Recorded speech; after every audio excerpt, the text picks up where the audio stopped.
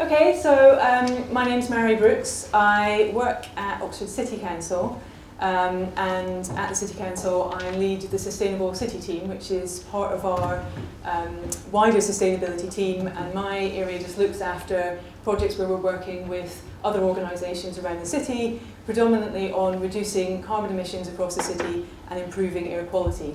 And Jenny Carr's on my team, she's sitting over there, and Elizabeth Bowen is currently presenting on our electric vehicle work in one of the other sessions, so she's here today as well. One of the programmes that we run from this team, and well, I say we run, but we help to facilitate really, is the Low Carbon Oxford Partnerships. That's what I'm going to be talking to you about. Okay, I'm not going to repeat things about Oxford's low carbon economy because there's quite a lot of detail on that already from Gavin. But the report was, as Gavin said, was delivered by the ECI in partnership with Low Carbon Oxford. And I think what really was in my mind around this today, picking up a word that Nigel used in the introduction, which is about flexibility. So Low Carbon Oxford is really about looking at what the benefits can be now from the point of view of reducing carbon emissions, and for some of our members that is about carbon and the environment, others it's about the regulation around that, and others it's about looking at reducing their energy bills and managing that risk on the price of energy. But actually we know that there's also right now a large part of our economy that's attributable to low carbon activities, 7%, and the number of businesses and jobs that goes with that. So that's already happening right now. And then there's the flexibility and the potential. So the report identifies some of the local factors we've got that gives us a lot of potential for growing our economy and the green sector, and the benefits that would come with that, which have already been mentioned, for example, the £1.3 billion a year. So one, how can we get the biggest slice of that cake? And two, actually things are going to happen anyway, so let's not be behind the curve, because that would bring disbenefits that we want to avoid. So, Low Carbon Oxford. Who are we? Here are the logos of our members. We are over 40 organisations from mostly around the city area, a few dotted outside the city, who have committed to reduce their carbon emissions by 3% each year, and also to share progress on how they're doing that. And the charter that our Pathfinder members sign up to also commits each of us to looking at how we can work together to give rise to greater carbon emissions through joint projects or common interest or making things happen faster, and looking at how to grow the green economy and create green jobs. And what we do really comes into three strands. So that's intelligence sharing, showcasing, and opportunity seeking. And I'll just give you a few highlights on the kinds of things that we do around each of those. Okay, so intelligence sharing. The pictures I've got up here are from 3 of the events that we did in the last 12 months, about trying to kind of expose what's going on locally and some of the new opportunities to our members and other interested organisations. So we had a bus on loan from the Oxford Bus Company. We ran 2 trips up to North West Bicester to look at the development there, where they are building a net zero carbon community. They have been designing their houses in order to maximise the gains from solar panels, but they've also been future-proofing them, because the consequence of that was that they might overheat. So they were looking at the ventilation, they were looking at making sure they could be retrofitted with external shading if they needed to be in the future, and finding out how they'd done that in a way that was viable.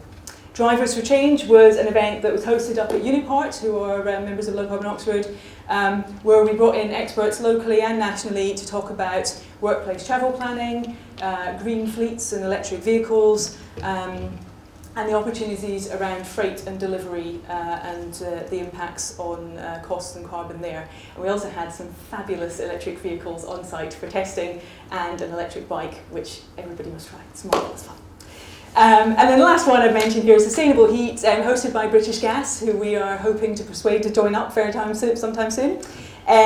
Which was, we thought actually when we were preparing this, that it was renewable heat incentive is still one of the government policies that hasn't been cut back too much.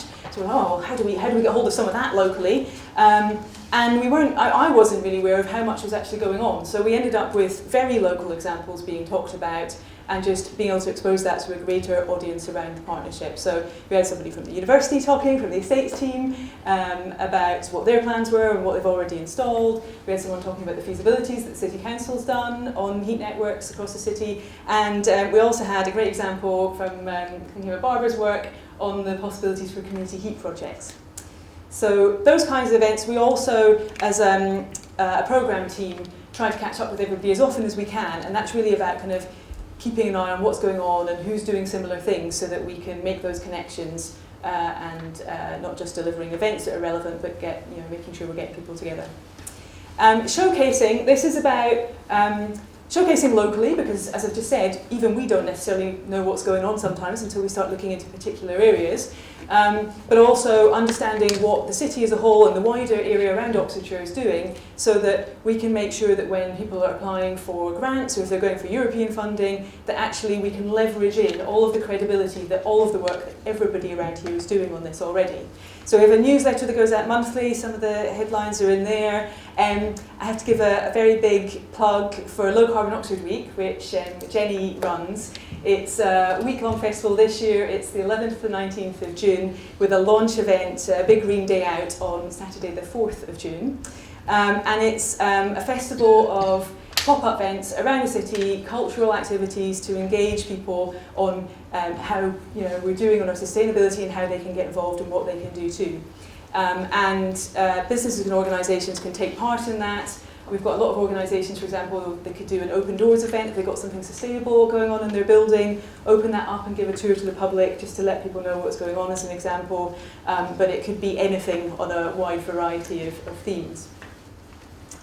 And then in terms of opportunity seeking, there's a couple of aspects to this. We've already talked about Oxfordshire's Low Carbon Economy report. This image in the middle is from our fruit pinting reports, which looked into what it takes to feed Oxford and what the supply chain of that looks like and what the impacts of it are and what our options and opportunities are around that in terms of carbon emissions. And that was a great piece of work, and it's led to a whole other movement of people on the Good Food Oxford network who've just taken that with two hands and are now running the Good Food Charter for Oxford, and a whole load of other investigative work around food poverty and sustainability in the food supply.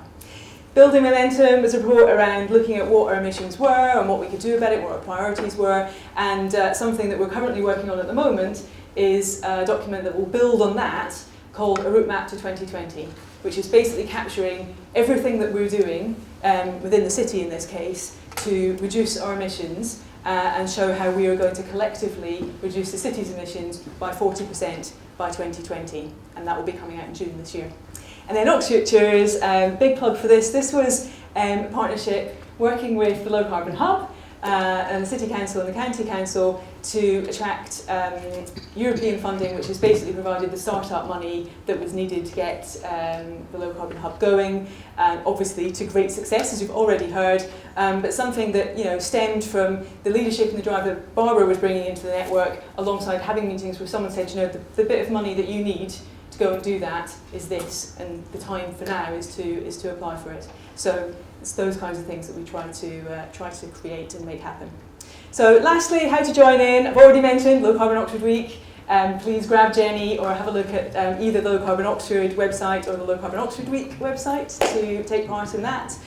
You can sign up to our mailing list or contact us through the website, tweet at us. There's information there on how to sign up to become a Pathfinder member, and do come along to some of our events. We've got events on behaviour change and probably building management systems and smart metering this year. We're still finalising the end of the programme, but you're very, very welcome to those. Some of them are limited spaces for Pathfinders, but we welcome as many people as we can get in the room. Thank you.